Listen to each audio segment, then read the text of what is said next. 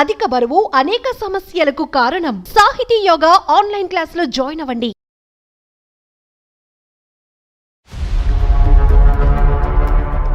కొంచెం క్లోజ్ గా మూవ్ అవుతూ ఉండేవారు అంటే ఇంట్లోకి వచ్చి కూర్చునేవారు మా సార్ డ్యూటీకి వెళ్ళే టైంలో. అతను డ్యూటీకి వెళ్ళే టైంలోనే ఎందుకు కూర్చునేవాడు, మిగతా టైంలో రాడా? మన ఇద్దరి మ్యాటర్ మీ హస్బెండ్ చెప్పేస్తా అని నన్ను బెదిరిస్తున్నాడు. అసలు ఏంటి అని అర్థం కావట్లేదు మేడం. నెలకి 25,000 కట్టాలి అంటే భర్తలకు తెలియకుండా ఎట్లా తీసుకొస్తారు మీరంతా? అది ఎంత చెప్పండి, ఎంత ఇబ్బంది కాదు నెల నెల మళ్ళీ అతని అకౌంట్లో వేయించటం. వ్యాపారం కాకుండా ఇంకా ఏదైనా మేము వినకూడదు ఏమైనా ఉందా? లేదు లేదు సార్, కానీ అట్లా క్రియేట్ చేస్తున్నాడు నా పైన. నేను వాళ్ళకి ఆన్సర్ ఎలా చెప్పాలి చెప్పు? అవన్నీ చెప్పకండి ఆంటీ, నాకు ముందు ఆంటీ ఇట్లా సతాయించిన అనుకో ఫోన్లు చేసి ఊకే మీ ఆయనకు చెప్తాం మనది మొత్తం, మన నీకు మ్యాటర్ అది- మొత్తం స్టార్టింగ్ నుంచి ఏం జరిగిందో అంతా చెప్తా. తరుణ్, నేను నార్మల్ గానే చార్జ్ చేస్తున్నాను, దాన్ని వంక పెట్టుకొని ఇప్పుడు బ్లాక్ మెయిల్ చెయ్యొద్దు తరుణ్. నీ ఇష్టం వచ్చినట్టు చేసుకో, నువ్వు ఏమైనా చేసుకో, నాకు సంబంధం లేదు. నన్నే ఇన్వాల్వ్ చేసి మీరే స్టార్ట్ చేసి ఇదంతా అని చెప్పి మొత్తం చెప్తాం మీ ఆయనకి. మీకు ఇప్పుడు ఎవరు చెప్పిర్రో ఆమెనే సాల్వ్ చేస్తుంది సార్. ఎలా సాల్వ్ చేస్తాను? ఆమెను అడగండి ఏమన్నా ఉంటే. ఏంటి వేషాలుగా ఉందా ఏమి?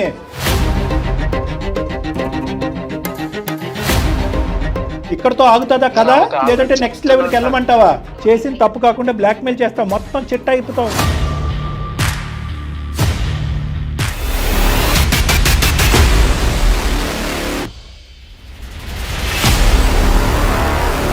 ఏవీసీ హాస్పిటల్ సమర్పించు అందమైన జీవితం కార్యక్రమానికి స్వాగతం. నమస్తే కళ్యాణ్ గారు. జయ గారు. కళ్యాణ్ గారు, ఏదైనా ఒక పని చేసేటప్పుడు ఫ్యామిలీ మెంబర్స్తో మాత్రం డిస్కస్ చేయాలి, సంప్రదించాలి ఖచ్చితంగా. ఇలా చేయకపోవడంతో Correct. ఎన్ని ఇబ్బందులు చూస్తూ ఉంటామోనండి. అలాంటి ఇష్యూనే మన దాకా వచ్చిందండి. శైలజమ్మని ఒక ఆవిడ మనకి మెయిల్ చేశారు. ఒకసారి ఫోన్ చేస్తాను. తప్పకుండా చేయండి మేడం.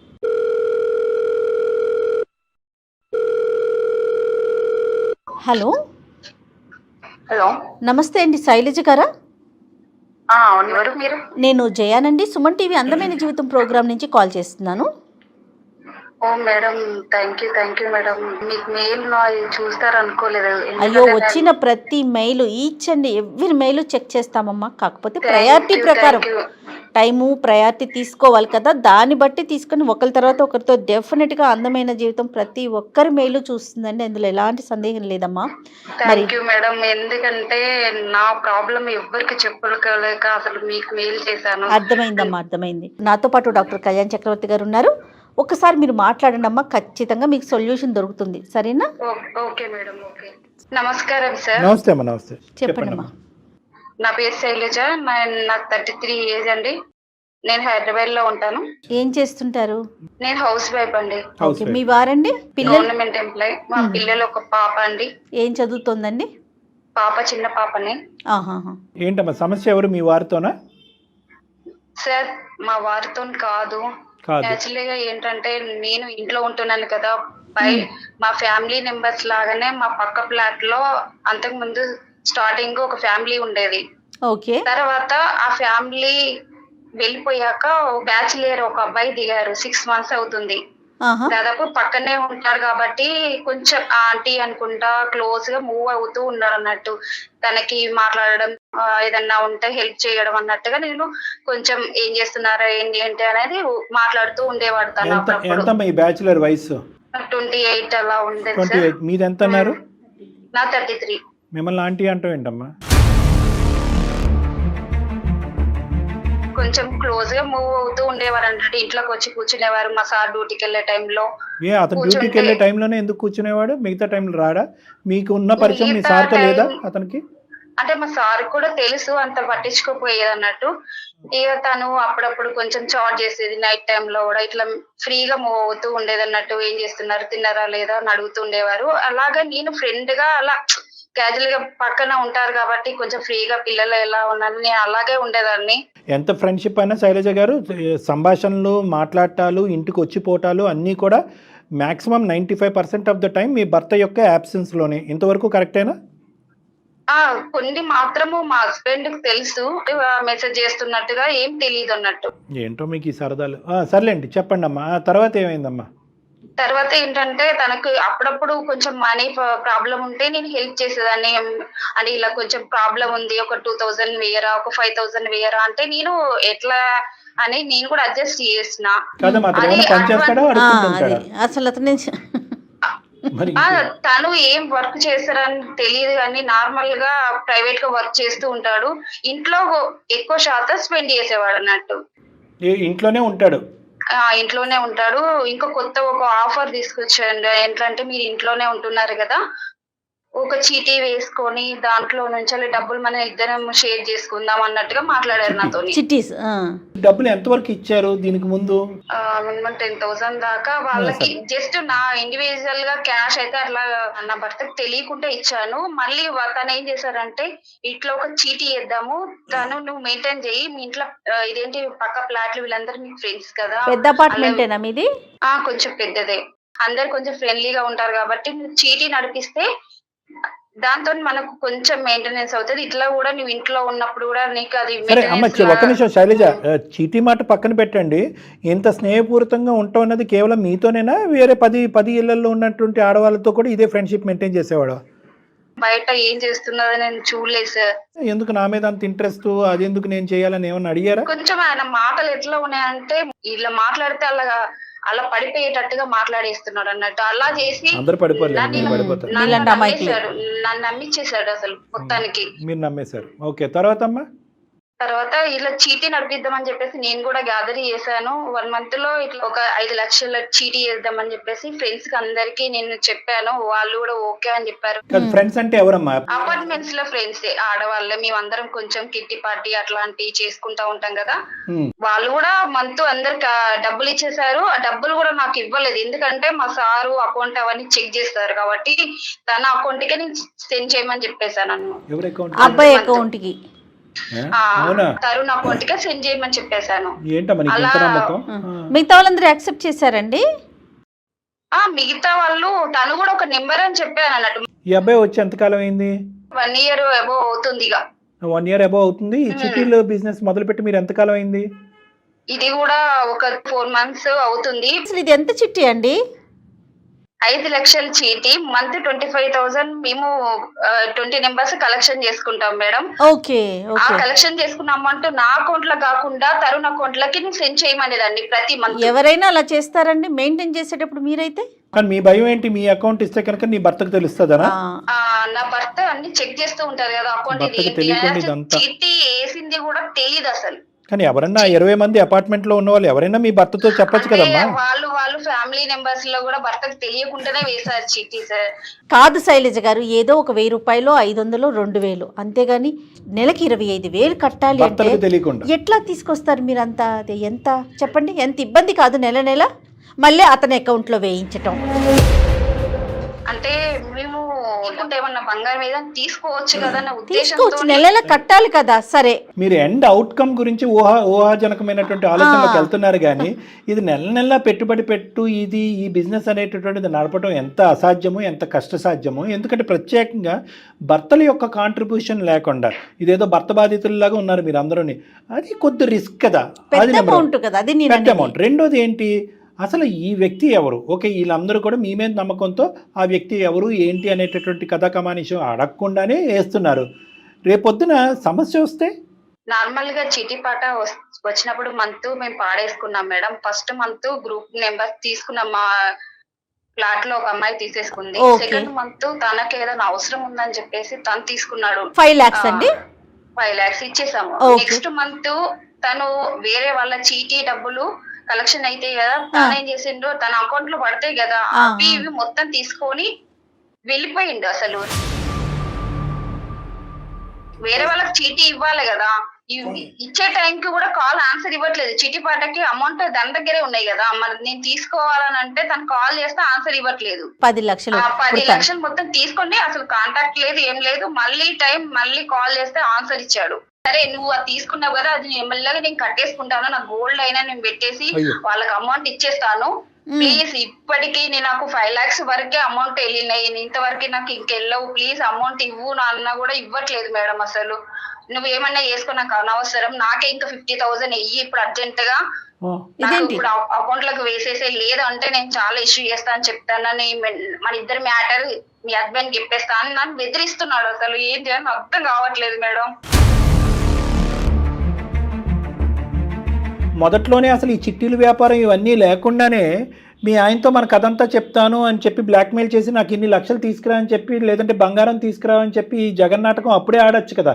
ఇప్పుడు ఇప్పుడు నిజంగా వాడు తప్పుడోడు ఇప్పుడు నలుగురు చేతుల్లో ఇప్పుడు తన్నులు తినేటట్టున్నావు కదా మనం. ఇప్పుడు అతను కావాలని మేడం అసలు ఇంటి ముంగడికి రాలేదు, ఇంకా అసలు వాళ్ళకి చిట్టి ఆ అబ్బాయి వెళ్ళిపోయిందని కూడా తెలియదు. అసలు తెలిసిందంటే వాళ్ళ ఇంటి ముంగడికి వచ్చి లొల్లి వేసిందంటే మా హస్బెండ్ తెలుస్తుంది. మా హస్బెండ్ తెలిస్తే కాదమ్మా, ఇది కాకుండా ఏమన్నా అయ్యిందమ్మా మీ ఇద్దరి మధ్యన? అంటే ఈ చిట్టీలు వ్యాపారం కాకుండా ఇంకా ఏదైనా మేము వినకూడదు ఏమన్నా ఉందా? లేదు లేదు సార్, కానీ అట్లా క్రియేట్ చేస్తున్నాడు నా పైన. జస్ట్ ఫ్రెండ్లీగానే మూవ్ అయినా, కానీ తను ఏంటంటే ఇంకేదో ఉన్నట్టుగా క్రియేట్ చేస్తున్నాడు. ఎవరైనా చిన్నగా మాట్లాడితేనే తప్పు పడతారు కదా, ఇంకా క్రియేట్ చేసి చెప్పేసరికి ఇలా బెదిరిస్తున్నాడు. మా హస్బెండ్ కి ఏమైనా తెలిసిందంటే ఇక నన్ను ఇంట్లోకి వెళ్ళగొట్టేస్తారు. పేరెంట్స్ చెప్పుకోలేను, బంగారం అంతా పెట్టేసి వాళ్ళకి అమౌంట్ అయితే ఇచ్చేసాను. ఫస్ట్ వాళ్ళ అమ్మకుంటా అవన్నీ అమౌంట్ తీసుకొని వాళ్ళకైతే క్లియర్ చేశాను. 5 lakhs రావాలి ప్లస్ నెల నెలా కట్టాలి. అమ్మ వాళ్ళకి ఇట్లా బంగారం కావాలంటే ఇచ్చానని చెప్పాను. ఇంట్లో అడిగితే అదే చెప్పాను, ఇట్లా బంగారం వాళ్ళకి ఏదో మ్యారేజ్ ఉందని అన్నారని చెప్పేసి ఇచ్చేసాను. ఇది కూడా అమౌంట్ పెట్టి తీసుకొచ్చానని కూడా తెలియదు. నన్ను తెలిసిందంటే ఉంచారు. ఇక ఇంట్లో మీ భర్త గారు ఎంతో నమ్మకంతో నీ మీద ఒక భారం వేసి మామూలుగా కుటుంబాన్ని ఏదో హ్యాపీగా చక్కదిద్దుకుంటాం అనేటటువంటి వ్యక్తి వెనకతలు వెన్నుపోటు పొడిచినట్టే కదమ్మా. అతను ఎలా తట్టుకుంటాడు? ఇది నీ ఫ్యామిలీ లైఫ్ కూడా థ్రెట్ ఇది కాదు సార్. ఇప్పుడైతే ఇంకా దారుణంగా 50,000 ఇట్లా అకౌంట్ లో వెయ్యి అని బెదిరిస్తున్నాడు. ఏంటంటే నేను చేసిన చాటింగ్ అది కూడా ఇంకా నార్మల్ గా ఫేక్ క్రియేట్ చేసి చూపిస్తాను అన్నట్టుగా బెదిరిస్తున్నాడు. అసలు మీరు ఏ తప్పు చేయకపోయినా మీ భర్తకు తెలియకుండా అర్ధరాత్రులు అపరాత్రులు అతనికి మెసేజ్ల్లో కమ్యూనికేషన్ ఉండవలసిన అవసరం ఏంటి? ఒక పరాయి వ్యక్తి, పెళ్లి కానటువంటి వ్యక్తి, నీకంటే 4 సంవత్సరాలు చిన్నోడైనా కూడా మీ భర్త లేనప్పుడు మీ ఇంటికి రావాల్సినటువంటి అవసరం ఏంటి? ఎవరన్నా చూస్తే కనుక ఫస్ట్ ఆ ఇష్యూ గురించి మనం మాట్లాడుతున్నాం. ఇప్పుడు వాడి థాట్ ఒకటేనమ్మా, వాడి థాట్ ఒకటే. వాడికి నువ్వు ఒక్కడవే కాదు, ఇలాంటి వాళ్ళు చాలామంది ఉండుంటారు. వాడు ఇలాంటి అంశాలలో నిష్ణాతుడై ఉంటాడు. అందు గురించి ఇందాక నువ్వు అన్నావు కదా, సద్యోగం ఏం లేదు ఇంట్లోనే పడి ఉంటాడని చెప్పి.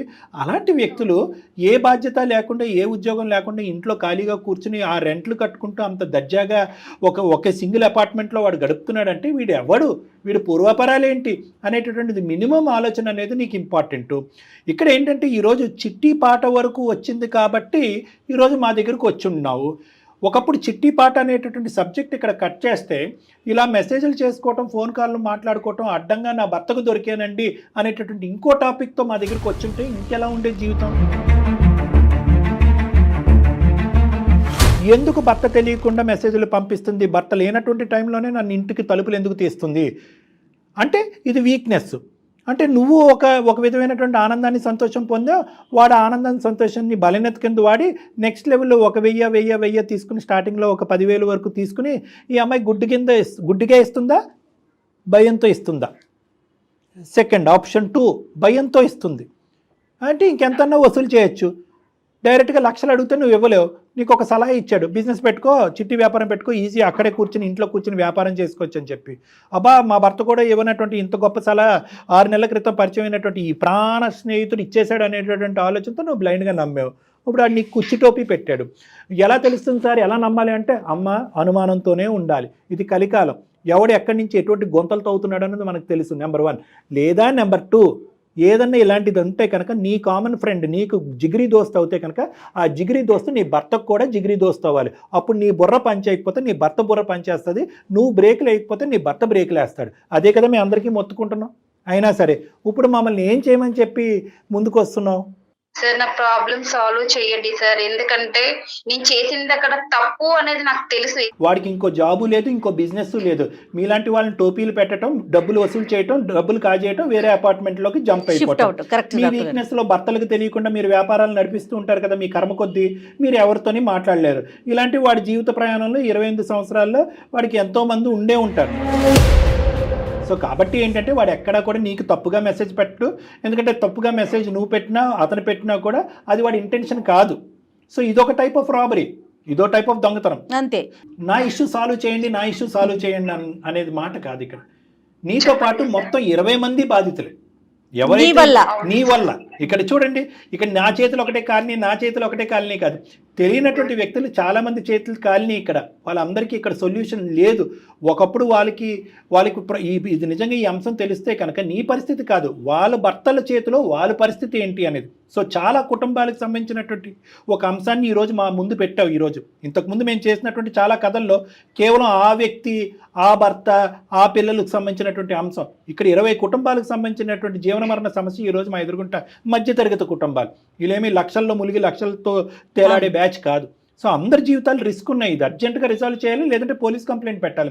పోలీస్ కంప్లైంట్ దాకా వెళ్ళిందంటే ఇష్యూ అయిపోతుంది సార్. ఇష్యూ అవ్వకూడదు, సమస్య పరిష్కారం కావాలంటే ఇది కేవలం నీ జీవితానికి సంబంధించింది కాదు. ఇష్యూ అయినా ఇష్యూ అవ్వకపోయినా ఇక్కడి వరకు వచ్చేటప్పటికి ఇది కొంతమంది జీవితాలు కాపాడేటటువంటి ప్రయత్నంలో శైలజకి ముళ్ళు గుచ్చుకోకుండా ముడి విప్పేసేయండి, సాల్వ్ చేసేయండి అంటే మేమేం దేవుళ్ళు కాదు, దేవతలం కాదు.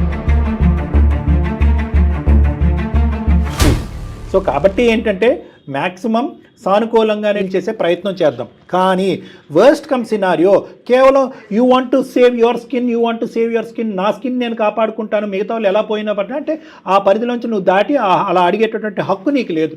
ఎందుకంటే మిగతా వాళ్ళు మొగుళ్ళ చేతుల్లో చావు దెబ్బలు తినమనా? కాదు సార్, నేను కూడా అదే ఉద్దేశిస్తున్నాను. ఎందుకంటే ఆ 20 మందికి హస్బెండ్ కి తెలిస్తే వాళ్ళ పరిస్థితి ఏంది, రేపు నా పరిస్థితి ఏంది ఆలోచించుకుంటున్నా సార్. అందుకే తనని it all depends upon the criminality of this guys mind. వాడి క్రిమినల్ మెంటాలిటీ ఏ స్థాయిలో ఉంది అనే దాన్ని బట్టి నీ జీవిత కళ్యాణ్ గారు, ఇప్పుడు మన ముగ్గురు మధ్య అని మీరు అంటున్నారు కదా, నాకేమనిపిస్తా ఉందంటే ఇప్పుడు అలాంటి వాడిని వదిలేసామనుకోండి, ఇంకొక అపార్ట్మెంట్ చూస్తాడు, ఇంకొక అపార్ట్మెంట్. సామాజిక బాధ్యత కూడా ఉంది కదా, సామాజిక బాధ్యత మన మీద ఉంది కదా డాక్టర్. 2 విధాలుగా చేయొచ్చు. ఫస్ట్ మన డబ్బులు మనం వసూలు చేసుకునేటటువంటి ప్రయత్నంతో మూడో కంటికి తెలియకుండా కేవలం అందమైన జీవితం with Shailaja and that fellow అనేటువంటి డీల్ చేసి తర్వాత వాడి తాట ఎలా తీయాలి, ఎటువంటి కంప్లైంట్లు ఇవ్వాలనేది నెక్స్ట్ లెవెల్లో చూద్దాం. ఓకేనా? Okay sir. ఫస్ట్ తనకి కాల్ చేశానా, తనని ఏ విధంగా అమౌంట్ ఇస్తాను, అసలు మీరు వినండి సార్, తను ఏ విధంగా మాట్లాడుతున్నాడో ఒకసారి వినండి, అసలు ఆయన రెస్పాన్స్ ఎలా ఉందని చూడండి సార్. నా పరిస్థితి మీకు అర్థమవుతుంది. వాడి పేరేంటమ్మా? తరుణ్ అండ్ శైలజ. ఓకేనా? ఒకసారి కలుపు ఫోను. మేము ఉన్నామని తెలియకుండా జస్ట్ ఒకసారి మాట్లాడమ్మా. అసలు వాడు ఏమేమి మాటలు వాడి నోట్లోంచి బయటకు వస్తాయి విందాం. Okay sir. The person you are speaking with has put your call on hold. Please stay on the line. Hello Tarun. Hello Tarun చెప్పు. హలో, కాల్ ఆన్సర్ ఇవ్వేంటి అసలు? చెప్పు. హలో, అమౌంట్ తీసుకొని ఇంత కూల్ మాట్లాడుతున్నావు? ఇప్పుడు ఏమైనా చెప్పినా కదా, నీకు అన్ని చెప్పినా కదా. నా అమౌంట్ తీసుకొని ఇప్పుడు నాకు ఇంట్లో తెలిస్తే ఎంత ప్రాబ్లం అవుతుంది తెలుసు కదా నీకు. నా దగ్గర ఇప్పుడు అమౌంట్ ఇవ్వని చెప్పినా కదా. నువ్వు అట్లా చెప్పేస్తే ఎట్లా చెప్పు? ఇక్కడ ఉన్నావు, డబ్బులు తీసుకొని ఇక్కడే ఉండాలి కదా, ఎందుకు వెళ్ళిపోయావు నువ్వు? వెళ్ళిపోవడం అంటే నాకు కొన్ని ఇబ్బందులు ఉన్నాయని మీకు చెప్పినా కదా. ఇబ్బంది ఉంటే అమౌంట్ నాకు ఇచ్చేసేయి, మరి అమౌంట్ ఇచ్చేసి ఎక్కడికైనా వెళ్ళిపో. 20 మంది అమౌంట్ నువ్వు తీసుకొని వెళ్ళిపోయావు అంటే నేను వాళ్ళకి ఆన్సర్ ఎలా చెప్పాలి చెప్పు? ఏదన్నా ఒకటి చెప్పు. చిట్టి వేసేటప్పుడు అట్లానే చెప్పినావు కదా వాళ్ళకి ముందే, అట్లానే ఇప్పుడు కూడా ఏదో ఒకటి మేనేజ్ చెయ్యి. ఈజీగా మాట్లాడకుతారు. నాకున్న ప్రాబ్లమ్స్ మా సార్కు తెలిస్తే నన్ను అయితే ఉంచరు కూడా. అసలు అవన్నీ చెప్పకండి ఆంటీ నాకు ముందు. ప్లీజ్ నా అమౌంట్ నాకు ఇచ్చేసే. నా బుద్ధి తక్కువ, నేను నమ్మాను, నీకు ఇచ్చాను, నా అమౌంట్ నాకు ఇచ్చేసాయి ప్లీజ్.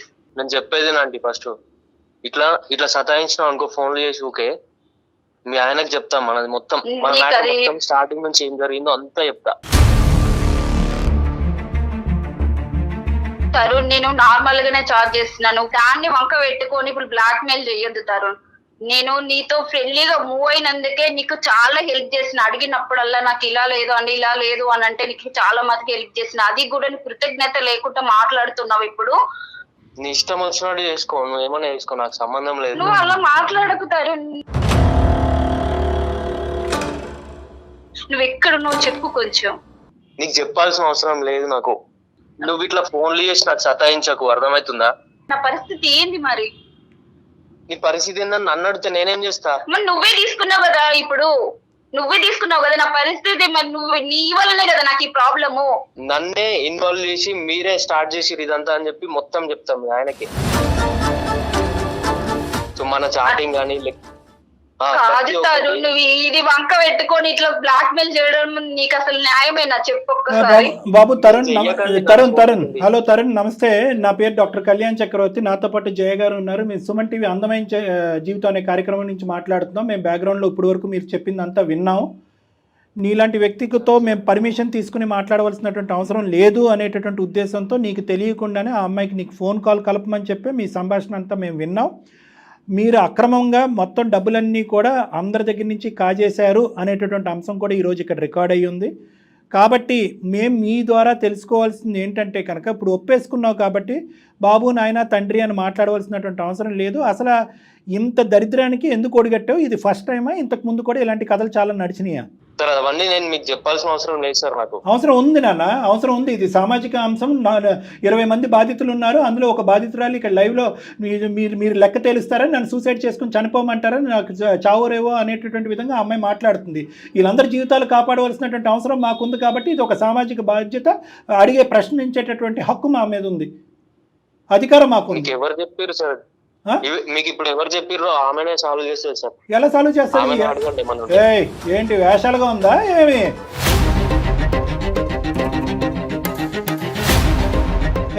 ఊరికే మాట్లాడుతున్నావు అన్నావా? మొత్తం అంతా కూడా డబ్బులు తీసుకున్నట్టు అంతా కూడా నీ అకౌంట్ ట్రాన్స్ఫర్ జరిగింది. ఏం మాట్లాడుతున్నావు? ఆ అమ్మాయి ఏదో బ్లాక్మెయిల్కి భయపడుతుంది అనుకున్నావా? ఆ అమ్మాయిని ముందే మేము బ్రెయిన్ వాష్ చేసి ఈ కాల్ కలపమని చెప్పాం. అమ్మ నువ్వు అన్నింటికి మెంటల్గా ప్రిపేర్ అయ్యి ఉండు. ఈ మనిషి లొంగేడా ఇక్కడ తేల్చుకుందాం, లొంగలేదా సిసిఎస్లో కోర్టుకు వెళ్దాం, సిసిఎస్లో పోలీస్ స్టేషన్లో తేల్చుకుందాం. అన్ని ఫుల్ ప్రూఫ్స్ ఉన్నాయి. అకౌంట్ ట్రాన్స్ఫర్ జరిగింది. నెంబర్ 2, అందరూ కూడా 20 మంది కూడా నీ అకౌంట్లోకే ట్రాన్స్ఫర్ చేశారు. నెంబర్ 3, ఇప్పుడు లైవ్లో నువ్వు రికార్డ్ అయిపోయింది, నువ్వు ఒప్పుకున్నావు. ఇంకేం కావాలి మా దగ్గర ఆధారాలు? తాట తీయమంటావు? పోలీస్ స్టేషన్లో కేసు పెట్టి సార్. మీ ఇద్దరి మధ్యనే ఈ కథ ఉంటుందని అనుకున్నావా? మూడో కంటికి తెలియకుండా నడిపించేద్దాం అనుకున్నావా? డబ్బులు ఏం చేసా చెప్పు ఫస్ట్. డబ్బులన్నీ ఖర్చు అయిపోయినాయి సార్. యాక్చువల్ గా నేను ఆమెకు చెప్తానే ఉంటుండే సార్, ఇప్పుడు లేవు ప్రజెంట్ నా దగ్గర సిచ్యువేషన్ బాగాలేదు, తర్వాత ఇస్తాను చెప్తూనే ఉన్నాను. ఎవరు అబ్బ సొమ్ము అని చెప్పి నీ అవసరాలకి అందరి డబ్బులు వాడేసుకుని వేషాలుగా ఉందా? ఖర్చు అయిపోవటం ఏంటి మళ్ళీ? అసలు నువ్వేం చేస్తావు?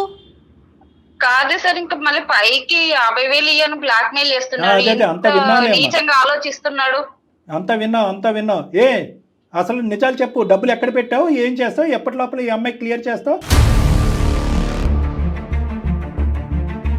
ఇక్కడతో ఆగుతుందా కదా, లేదంటే నెక్స్ట్ లెవెల్కి వెళ్ళమంటావా? ఊసలు లెక్క పెడతావా? నీ లొకేషన్ ఎక్కడుందో కూడా ఈ కాల్ ద్వారా మేము ట్రేస్ చేసాం. నీ లొకేషన్ కూడా మాకు ఇక్కడ డిస్ప్లే అవుతుంది. ఈ లైవ్లో ఉంటుండగానే మనుషులు చేరుతారు అక్కడికి. 10 నిమిషాల్లో వస్తారు పోలీసులు అక్కడికి. నడిపిద్దాం కదా ఈ పద్ధతిలో. నేను చెప్తున్నాను సార్, మీకు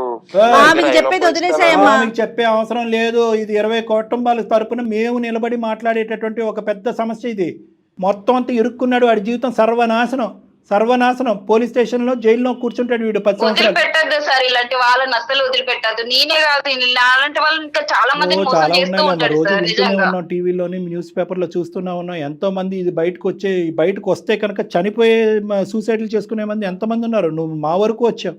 నాకు నువ్వు డబ్బులు కంపల్సరీ ఎప్పుడో కాదు, ఇప్పుడే నాకు సెండ్ చెయ్యి. నువ్వు ఎక్కడి నుంచి తీసుకొస్తావో నాకు అనవసరం. ఇప్పుడు నన్ను బ్లాక్ మెయిల్ చేసావు కదా, నువ్వు నాకు ఇప్పుడే ఇమ్మీడియట్ గా సెండ్ చేయి. ఆ అమ్మాయి దేనికన్నా రెడీగానే ఉంది. నువ్వు ఆ అమ్మాయి వాళ్ళ హస్బెండ్ కి ఏదో చెప్తాను కదా, చెప్పుకో. ఆ అమ్మాయి తరపున మేము అందరం నిలబడి ఇది మొత్తం క్లియర్ కట్ గా అతనికి అర్థమయ్యే విధంగా ఎక్స్ప్లెయిన్ చేస్తాం మేము.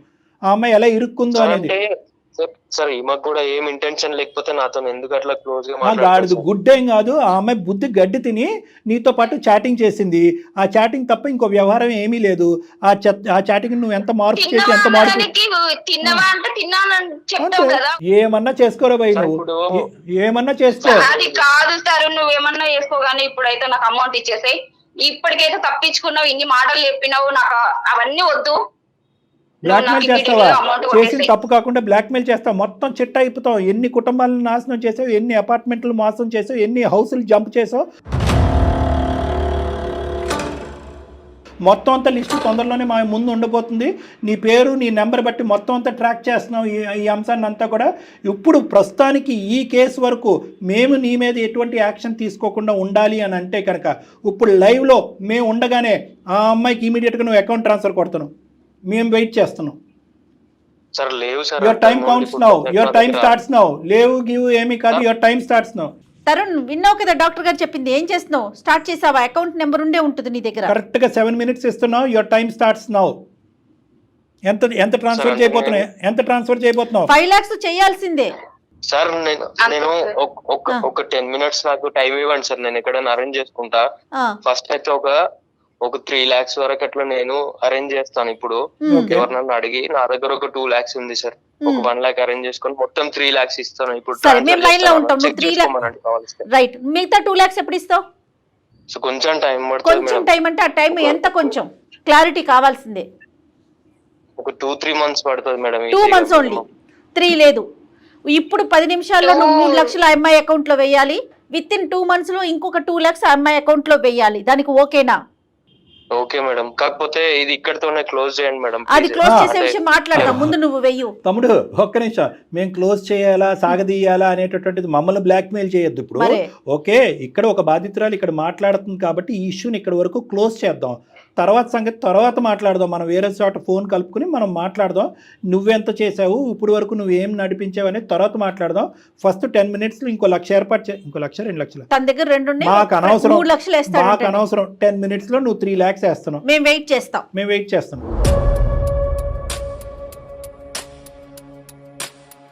వేసావా తరుణ్? మీరు వేసారా? వేసాను మేడం, ట్రాన్స్ఫర్ చేశాను. ఎంత పడింది చూడమ్మా? Sir 3 lakhs. 3 lakhs పడింది. గుడ్. ఓకే బాబు, ఇంకా 2 next 2 lakhs. Sir 2 lakhs 2 months మొత్తం ట్రాక్ రికార్డ్ అంతా ఉంటుంది. నువ్వు ఎక్కడ పోతున్నావు, ఏం చేస్తున్నావు, ఎక్కడికి తప్పించుకోలేవు. మొత్తం ఉచ్చులో ఉన్నావు. ఈ 2 lakhs మాత్రం 2 months లోపల పడాలి ఆవిడ అకౌంట్లో. మళ్ళీ మాట మార్చగద్దని చెప్పండి సార్. ఏం మారుస్తాడమ్మా? ఏమీ మార్చాడు, ఎక్కడికి పోలేడు. మొత్తం ఆధారాలతో చిక్కుపోయాడు. మొత్తం 2 lakhs వేస్తావా 2 months లోపు? వేస్తాను సార్. రైట్. నెల కట్టేటటువంటి అంశాన్ని మరి లెక్కలా తెలుస్తుంది. నీతో ఇప్పుడు ఏం చేద్దాం అంటావు దానికి?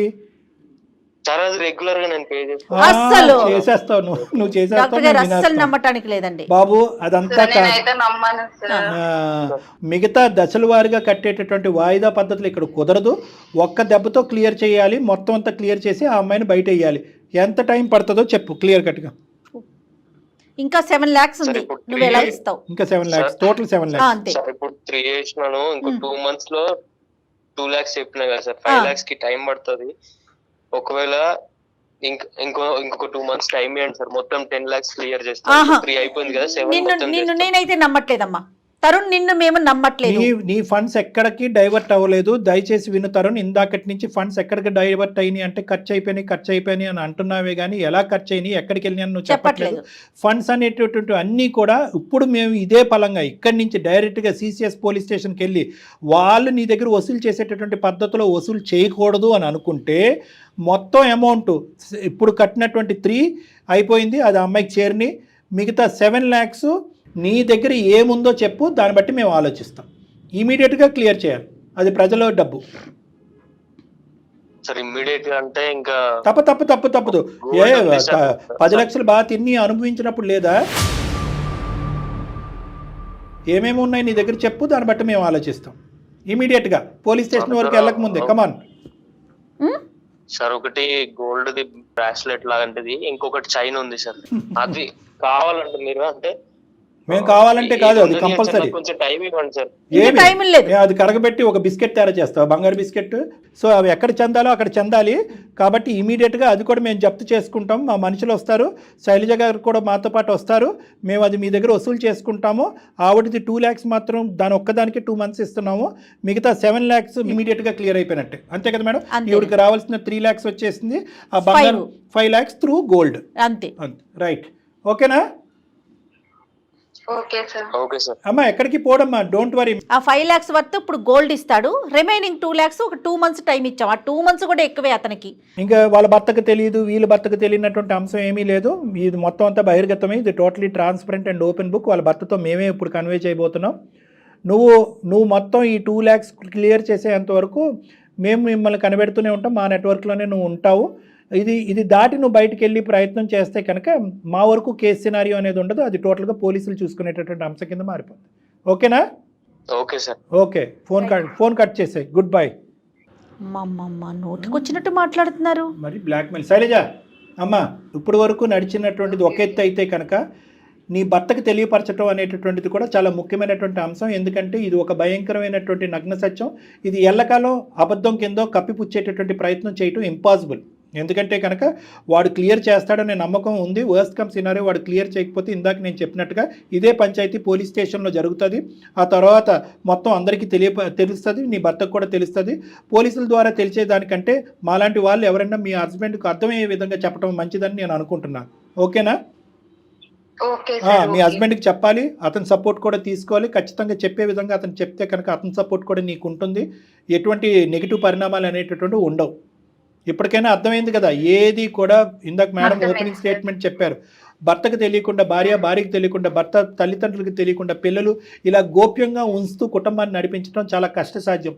ఇలాంటి క్లిష్టమైనటువంటి అంశాలు ఏమన్నా ఉంటే కనుక ముందస్తునే ఫ్యామిలీ మెంబర్స్తో మాట్లాడి ఓపెన్గా ఇటువంటి నిర్ణయాలు తీసుకుంటే మంచిది. ఇది నెంబర్ 1.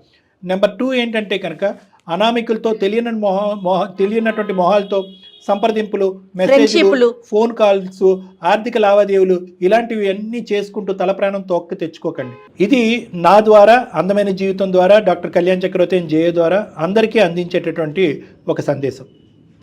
రైట్ అమ్మా? Okay madam, thank you madam. Thank you sir. ఓకేనమ్మా, ఆల్ ది బెస్ట్. కానీ ఎంత బ్లండర్ మిస్టేక్స్ కదండి వీళ్ళు చేసేవి కూడా. చూడండి కళ్యాణ్ గారు, ఎంతమంది ఇరుక్కుపోయి కూరుకుపోయినటువంటి వాళ్ళు ఉంటారు. కుటుంబాలు ఇందాక భర్తకు తెలియకుండా నీ అమ్మాయి అన్నా కూడా భార్యాభర్తలు ఇద్దరు కూడా ఇలాంటి చిట్టి అంశాల్లో ఇరుక్కుపోయినటువంటి సందర్భాలు ఎన్నో, సూసైడ్ వరకు వెళ్ళినటువంటి సందర్భాలు ఎన్నో. అవును, మంచి సందేశం ఇచ్చేమన్నట్టుగానే నేను అనుకుంటున్నాను.